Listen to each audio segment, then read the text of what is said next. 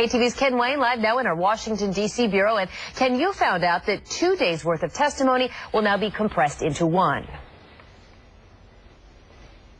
Garcia, the original plan was to have the hearing start this morning and then wrap up tomorrow night. But that fast-moving storm not only suspended the NTSB hearing, it shut down the federal government. It was expected to create traffic chaos in the nation's capital. The threat of as much as 6 inches of snow in just a few hours prompted the federal government to close most of its offices. Schools were closed and flights were canceled and delayed. The NTSB postponed today's hearing on the Asiana crash, leaving witnesses who traveled from Korea and San Francisco in limbo.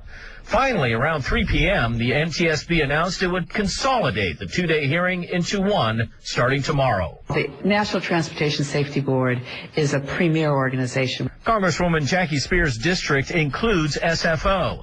She tells KTVU the FAA should follow earlier recommendations to incorporate an audible warning to pilots when planes are flying too low and slow. I've had conversations with Sully Sullenberger and others who say, when you are in that kind of fight or flight mode, it's important to have all of your senses be responding.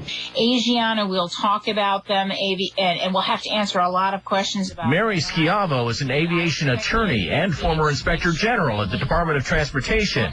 She says we'll hear a lot of information tomorrow about last July's crash that killed 3 people, but not necessarily a final determination of what went wrong. Final conclusions will come several months after this hearing, and that will have, I will expect they will probably have 20 or 30 recommendations about what can be done so this never happens again.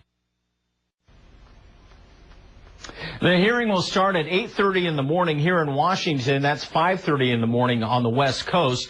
And it's set to end tomorrow night at 8 o'clock here in Washington. That's an 11.5-hour long marathon session. Live in Washington, D.C., Ken Wayne, KTVU Channel 2.